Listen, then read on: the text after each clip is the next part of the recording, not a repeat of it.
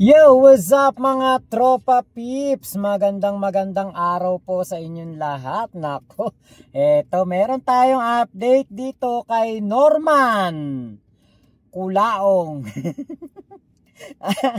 Eto si Norman Culaong, namamasyal po at confirmed. Eto in fairness naman po kay Culaong, naligo naman po siya. Ayan. So, hindi po totoo na hindi siya naliligo. Naligo po siyang today. Yun. At naligo po siya ng kaso. Ewan ko kung naligo siya na yung natural naligo. Pero ang alam ko, naligo siya ng kaso. At ito nga po ang post ni Makagago. Nakalagay dito, Norman gusgusin. Sabi sa'yo hindi ako nagbibiro. Galingan mo dyan sa prosecutor's office ng Parañaque.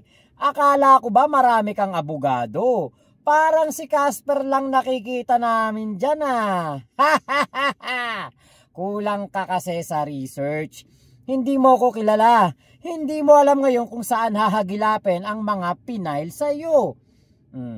O yan, isa pa lang yan Sinasabi ko na sa'yo, nasa 2.5M gagastusin mo unang phase pa lang. Sa akin pa lang yan, gusgusin. Wala pa yung sa 3 kinaladkad mo rin ng pangalan na pamilya ko. Abangan mo yan. Ipapakulong ka namin. Itaga mo sa bato. Nako.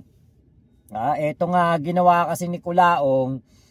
Talagang grabe kasi pamamaliit niya kay MG. Grabe ang pamamaliit niya sa mga tao. Actually noon pa po yan, ganyan na talaga ugali niyan.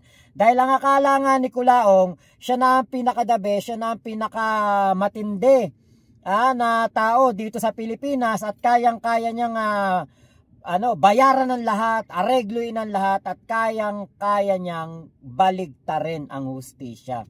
Kaya lang, time has come na mayroon pong nakatapat itong si Culaong na katulad ni MG. Alam nyo nung kami dati, nung 14 vloggers kami, mostly kasi kami ay mga nasa abroad. At isa pa, kaya po kami hindi noon makapagkaso kay Culaong kasi yung amin pong mga hawak na ebidensya ay nirefer namin sa abogado pero hindi po tatayo. Dahil katulad nun, binantaan kami ni Culaong sa live stream at sinabi niya na pagpapapatayin niya daw kami. Kaya lang ang gamit niya doon ay yung boses na chipmunk at nakakulong po siya that time. So napakahirap tunayan na siya gumagamit ng cellphone noon sa loob ng kulungan. Hindi katulad ngayon na meron siyang pag-amin. Kaya po hindi kami nakapagkaso. Pero kung kami po ay makakapagkaso noon, magkakaso kami. Gustong-gusto namin. Kaya lang nga po hindi po kami kumbaga nung meron kaming nakausap na mga abogado, yun nga po ang sabi sa amin. So walang kasiguraduhan. Kaya eto, mabuti na lamang talaga at merong isang makagago na tumayo para po sa mga inape ni Culaong, kasama na kami. Talagang alam nyo po, nang malaman ko na napakaseryoso at napakatibay ng mga kaso na isinampa ni MG dito kay Culaong, sabi ko talagang talagang matindi to. Talagang seryoso si MG sa kanyang gagawin. Siyempre, etong si Culaong, hindi naman papayag yan na basta na lang gagawing kakaning itik dito sa SOCMED. Pero talagang kakaning itik siya. At siyempre, magsisinungaling siya kung bakit siya nagpunta sa prosecutor's office ng Parañaque. Yes! Wala ako sa Las Piñas. Maarma sana sila makagago, sabi ni May Angeles. Actually, makikita niyo yung thumbnail ko. Ubos ang Pugenius Group. Ubos na ubos. Pati pantubos, walang matitira. Nagpapasalamat po ako doon sa ating mga magagaling na lawyer. At finally, napag-connect nila ang mga magagaling na lawyer. Parang alam ko, isa nala abogado mo, Culaong Saka teka, Culaong, kung ubos na ubos ang mga Pugenius Group at ang mga makagago group, bakit bakit dun ka magsasampa ng demanda sa Parañaque? Di ba taga Las Piñas ka? Hindi kaya yung kaso ni MG sa'yo ang pinuntahan mo sa Parañaque? Alam mo, Kulaong, kahit anong gawin mong pagsisinungaling, kahit anong gawin mo na pagsisikreto ng mga kinakaharap mong problema ngayon, kinakaharap mong kaso ngayon, nako, Kulaong, alam namin na ikaw ang naliligo ngayon sa mga kaso. At isa pa, Kulaong, kumbaga hindi na maitatago ang miserable mong buhay ngayon. Dito sa laban na ito, ang nasa likuran mo lang si Casper. At isa pa, Kulaong, nako, talagang matindi ang ginawa sa iyo ngayon ni MG. Kasi dun sa mga kakaharapin mong kaso, yung first phase pa lang, 2.5 million na ang gagastusin mo. Kaya, nako, kailangan mong magsipag mag-live at kailangan mong magsipag magbasa ng mga comment na may pakulay na tinatarantado ka lang. Apo. Nagpapasalamat din po ako doon sa abogado na pinanumpaan ko kanina at salamat po sa pag-alalay. At syempre meron akong kwento sa inyo. Kanina dumating ako sa City Hall at kailangan ipanotaryo. So nagpanotaryo ko. Yung aking magpapanotaryuhan ay maayos na ho na abogado at talagang sa legal po siya tumitingin. Sabi niya sa akin, bakit dati ba hindi sa legal tumitingin? Kasi gustuhin ko mang notaryuhan to. Nagtanong din ako, magkakaroon tayo ng conflict of interest. Kasi advisor ako nung isa sa mga kinakasuhan mo. Nagtanong ako kung sino ba yung ina-advisean mo. Sabi niya, yung nagre-reklamo sa'yo about do sa inilabas mong kotse. Huli ka, Kulaong. Huli ka, Kulaong. Hindi ikaw ang nagkakaso dyan ngayon. Ikaw ang kinasuhan ni MG.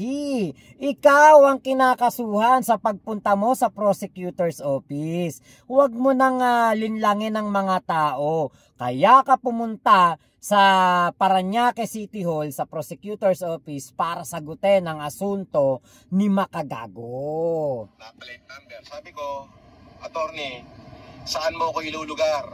Umikot yung sasakyan. Nagtatangka sa buhay ko na ako na CCTV, alangang hindi ko ipahagilap.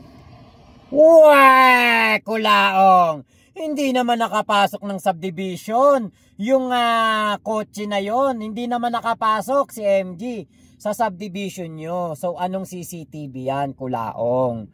Hanggang labas lang, hindi ka inikutan, bugok. Pero ganun pa man, sabi niya, sir, ayokong magka-conflict of interest kasi advisor nila ako. Yun. Pero i-refer na lang po kita sa ibang lawyer. Kasi kahit sino ho ang tawagan ko, magaling to abogado na to. At ito alam mo, pinupuri kita dahil lagi kang Ibig sabihin lang ng Kulaong, hindi lahat ng tao kaya mong bilhin. Tingin sa magiging komplikasyon ng batas at nasa tama nga naman. At bandang huli, ay kami na lang ngayon nagpa-picture na dalawa. So, attorney, hindi ko naman babanggitin yung pangalan mo. Maraming salamat sa iyo at nakita ko ang pagiging legal sa puso mo at sa trabaho mo. Maraming salamat din. At kung saan ako dadalhin ng mga kasong ito at syempre kung saan makakarating to, yung mga pinagkakasuhan ko, ay let the rule of law, the rule of court, persist. And I know na ikaw, magaling ka abogado. Hinahangaan kita sa pagiging parehas mo at pagiging patas sa akin. Hindi man niya ako napagbigyan inirefer naman niya ako sa mga ibang magnonotaryo. Sabi niya, Sir Francis, gusto ko hingkuman itong notaryohan. Nagkataon kasi na-advisor ako nung isa sa mga kinakasuhan mo. Kaya naman magkakaroon ito ng conflict sa akin. Ay, mabuhay ka, attorney. Maraming salamat sa iyo. At talaga naman yung mga katulad mong abogado ay dapat ikarang. Yung kinakausap ni Kulaong, yun yung abogado na magpapakulong sa kanya. Kulaong, talagang nako, kita mo, lumiliit ang iyong mundo. Biruin mo yung pupuntahan mong notarized public, yun pala advisor ni Makagago. Kabahan ka na dyan. Kita mo, abogado, advisor ni Makagago, nonotaryohan mo, patas ka mo sa'yo. Hindi, bias yan kay Makagago. Kasi kung yan, hindi bias kay Makagago, inonotaryo niya kung ano man yung dala-dala mong papeles. Kasi inonotaryo lang naman Pero, ibig sabihin lang niyan talaga, bias siya kay Makagago at patas siya sa batas. Conflict of interest. Doon pa lang, nako Kulaong, mukhang malabo talaga na ikaw hindi mahuyo dito. Sigurado swak na swak ka sa huyo. At isa pa, Makagago, isa pa Kulaong, etong si Makagago, hindi mo ito kasi dadaan niya ng mediation yung pag-aayusin yung dalawang panig. Nako Kulaong, wala talagang kapatawaran to. Walang walang are-areglo to. Talagang maniniklapit ka talaga, mangungunyapit ka talaga sa kakalive nito, sa FB, sa YouTube, sa TikTok. Talagang bubunuin mo araw-araw mag-live ng mag-live para kumita ka sa iyong mga social media account, dahil malaki talaga ang pagbabayaran mo dito. At yung sabi mo, kahit saan ka makarating dito sa mga pinagkakakasuhan mo, Kulaong, walang mangyayari sa mga pinagkakakasuhan mo. Pero yung mga nagkaso sa'yo, sigurado ko bubuluking ka sa kulungan. Maniwala ka sa akin Kulaong, talagang bubuluking ka. Wala pa dyan ang CICC. Wala pa dyan yung mga binuli mo na mga bata. Wala pa dyan yung mga pinagsalitaan mo na mga PWD. Mamaya pong live ko, meron po akong topic patungkol po sa binuli ni Kulaong na isang maliit na tao. Tapos meron din po akong isang vlog, sa topic natin mamaya, ipapakita ko sa inyo ang mga kasinungalingan ni Kulaong kagabi na nag-drive siya ng walang seatbelt. Ipapakita ko po yan sa inyo. At sosoplakin natin etong si Kulaong mamaya po, Kulaong time 11 PM. Kung malate man po ako, pasensya na po Pero kung maaga ako makauwi, makakapagsimula tayong ng maaga or on time 11 kasi meron pa po akong inaasikaso dito sa labas. So, kita-kits po tayo mamaya Kulaong time 11 PM. Maraming salamat po. Ingat po kayo. Nasan mang panig kayo ng mundo, Mama Chup Chup. Love you. God bless us all, Pilipinas. God first. Naku Kulaong, ikaw talaga mahuhuyo dito. Kung ako sa'yo, magano ka na, backdoor ka na pa Malaysia para talagang matakasan mo tong mga problema mo. Kaya lang, ang tanong, may pang backdoor ka ba?